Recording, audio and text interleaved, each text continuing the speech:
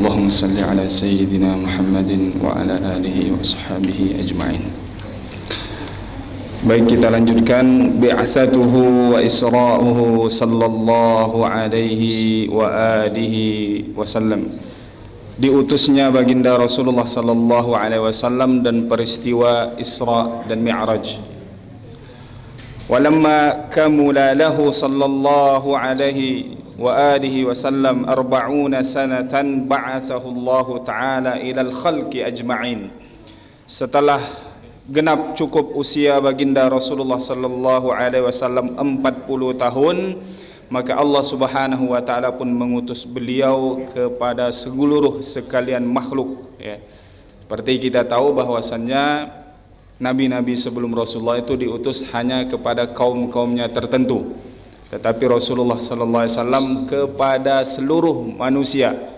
Maka beliau al-mab'utsu rahmatan lil alamin, yang diutus Allah menjadi rahmat sekalian alam. Fakana awwalu ma budi'a bihi minal wahyi ar-ru'ya as-salihah fin naumi.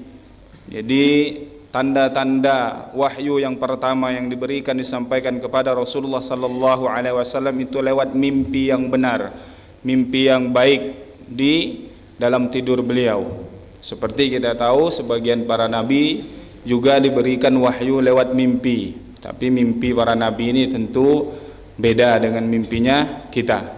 Seperti Nabi Ibrahim alaihissalam disuruh, diperintahkan menyembelih putra beliau Ismail, itu lewat mimpi.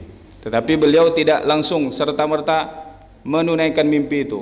Seperti yang kami tahu bahwasanya mimpi itu sampai datang 3 kali, baru beliau yakin benar ini berarti memang benar petunjuk dari Allah Subhanahu wa taala, baru disampaikan kepada putra beliau Ismail alaihi salam.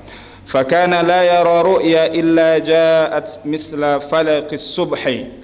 Beliau tidak melihat dalam mimpi itu kecuali datang seperti ini cahaya, ya, sinar itu sih, seperti cahaya pagi datang subuh, ya, waktu fajar. Thumma hubbiba ilaihil khala. Kemudian setelah datangnya beberapa mimpi seperti itu kepada baginda Rasul, beliau pun senang untuk menyendiri, ya.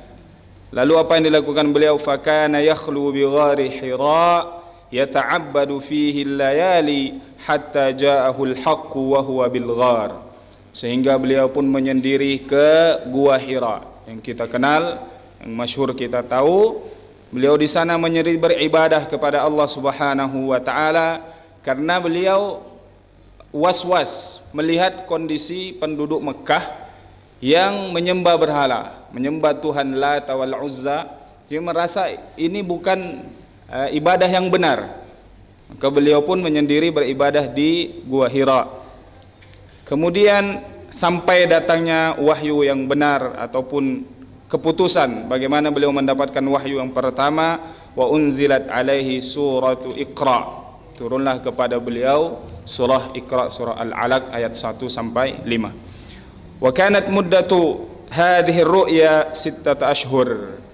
Jadi sebelum turunnya Jibril dengan wahyu Iqra, Rasul mengatakan ma ana biqari. Ada yang menafsirkan, memaknakan apa yang harus saya baca.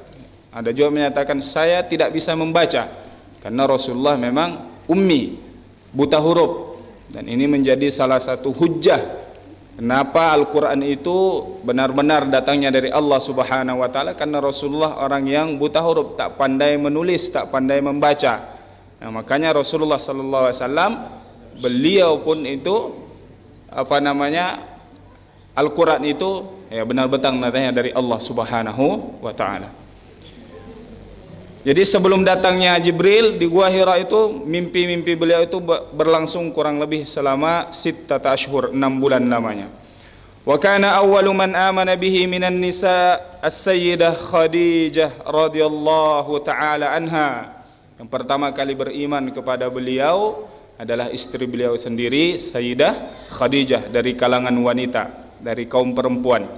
Wa minar rijal Sayyidina Abu Bakar radhiyallahu taala anhu, dan dari laki-laki dewasa yang pertama beriman kepada Rasul adalah Abu Bakar As-Siddiq. Wa minas sibyan Sayyidina Ali bin Abi Thalib alaihi salam walahu 10 sinin. Dan dari kalangan anak-anak yang pertama kali beriman adalah Sayyidina Ali, umur beliau waktu itu 10 tahun. Wa minal mawali, mawali di sini apa maksudnya? Hamba saya.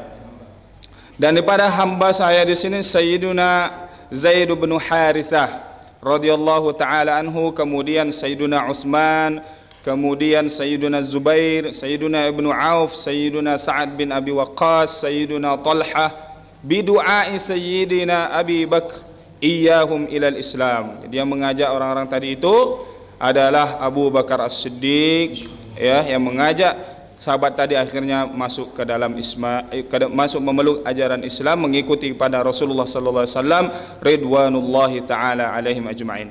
Wa mata ammuhu Abu Talib fi sanah al-ashira min al-bi'tsah. Kemudian wafat paman beliau Abu Talib yang telah menjaga beliau sepeninggalan kakek beliau di tahun ke-10 kenabian. Jadi setelah diutus menjadi nabi Rasulullah sallallahu alaihi wasallam, beliau diutus diangkat menjadi nabi di usia 40 tahun. Berarti setelah wafatnya paman beliau, usia beliau pada waktu itu 50 tahun. Wa matat as-sayyidah Khadijah radhiyallahu taala anha ba'dahu bi 3 ayamin. Nah, di sini dijelaskan, biasanya kitab-kitab sirah itu tidak dijelaskan detail. Sebenarnya kapan meninggalnya ya Sayyidah Khadijah ini yang berdekatan dengan wafatnya paman beliau Abu Talib. Di sini disebutkan 3 ayyam, hanya berselang 3 hari di tahun yang sama. Maka ini dikenal sebagai, kita ketahui, Amul Huzni, tahun kesedihan, ya, bersedih berduka baginda Rasulullah sallallahu alaihi wasallam. Amul Corona. Ya, 3 hari setelah paman beliau wafat pula istri tercinta. Siapa yang tidak berduka luar biasa, ya. Fanalat Quraisy min adzan Nabi sallallahu alaihi wasallam wa alihi wasallam ma lam yablughu min fi hayatihima.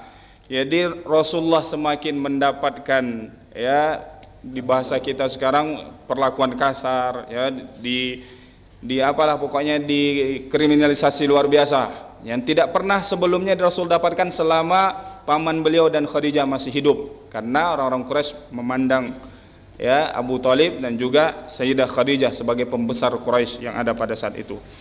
Kemudian apa yang terjadi? Tsumma usriya bi jasadihi. Kemudian sebagai bentuk, ya, dan mengatakan hiburan diberikan kepada Rasulullah sallallahu alaihi wasallam, beliau diperjalankan bijasadihi, dengan jasad beliau. Ini juga sering terjadi perselisihan yang Isra dan Mi'raj itu ruhnya Rasulullah sallallahu alaihi wasallam saja atau jasadnya juga. Nah, di sini jelaskan bijasadihi. Kita lihat footnote-nya, qala Ibnu Nasiruddin wa kana al-Isra bi jasadi Rasulillah sallallahu alaihi wasallam yaqidhah ala sahih. Jadi memang terbangun itu baginda Rasul, tidak sedang mimpi, ya, atau sedang berada di alam lain, tidak, tapi memang dengan jasadnya. Maka dikatakan ketika Rasulullah kembali itu masih hangat tempat Rasulullah sallallahu alaihi wasallam yang di tempat ditinggalkannya itu, karena memang cepat baginda Rasulullah Isra dan Mi'rajnya itu, ya.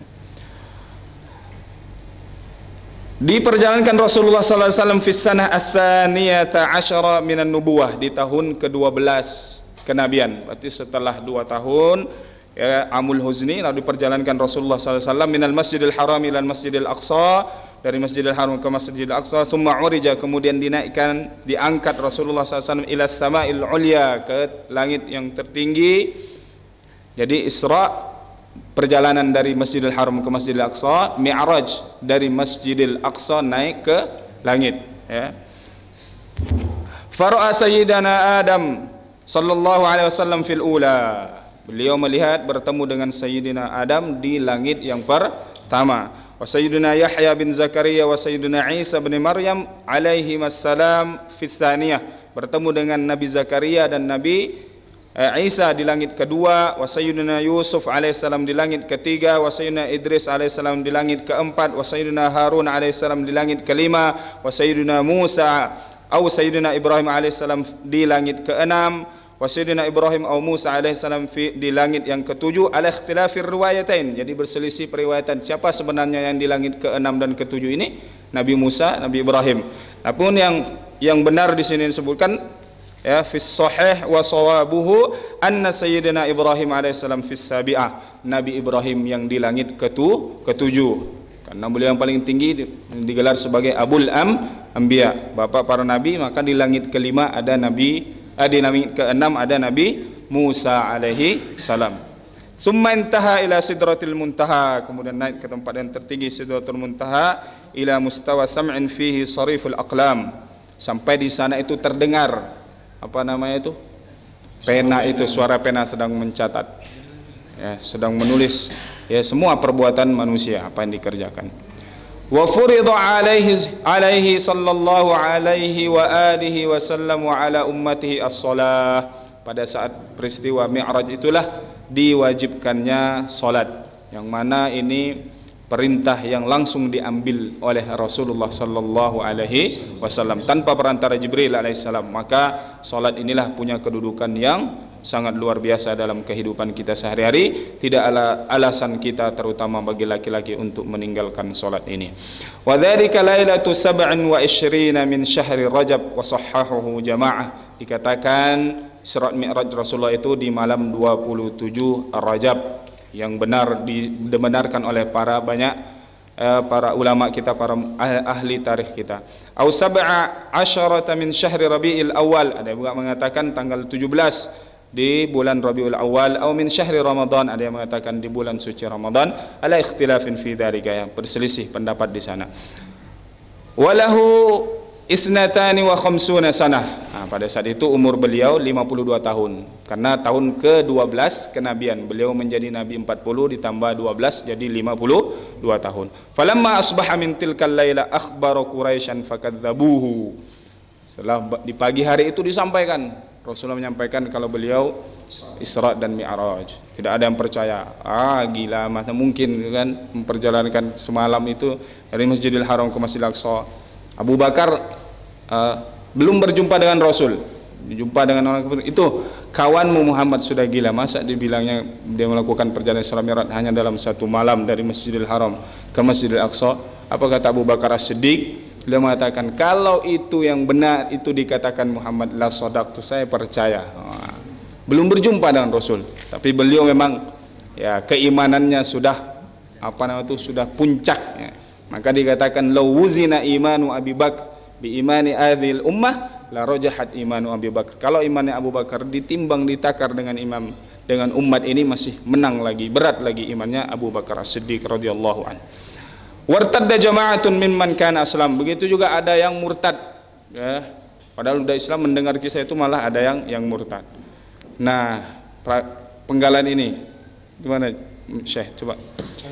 Wasa'alahu al-musyrikuna amaratan fa akhbarahum bil 'iri wa annahum yuqaddimuna yawm al-arbi'a. Falamma kana dhalika lahum lam yuqaddimu hatta kadat asy-syams an taghrub. Fada'a Allah subhanahu wa ta'ala fahabasa asy-syamsa hatta qadimu fakana kama wasaf. Mana itu? Maksudnya gimana? Tanda-tanda apanya? Tanda-tanda bukti kalau dia melakukan Isra Mi'raj. Terus lanjutnya. Nabi ceritakan tentang mereka akan datang hari Rabu. Jadi beliau menyampaikan ciri-cirinya itu akan datang nanti rombongan yang datang pada hari Rabu. Setelah hari Rabu itu sampai belum juga datang rombongan itu, sampai matahari sudah akan terbenam, lalu Rasulullah sallallahu alaihi wasallam berdoa sehingga Allah menahan matahari itu agar tidak terbenam. Supaya mereka sampai. Nah, setelah mereka sampai barulah terbenamnya matahari. Akhirnya janji yang disampaikan oleh baginda Rasulullah sallallahu alaihi wasallam itu pun terjadi. Ada juga dikisahkan Rasul ditanya tentang Masjidil Aqsa itu bagaimana bentuknya.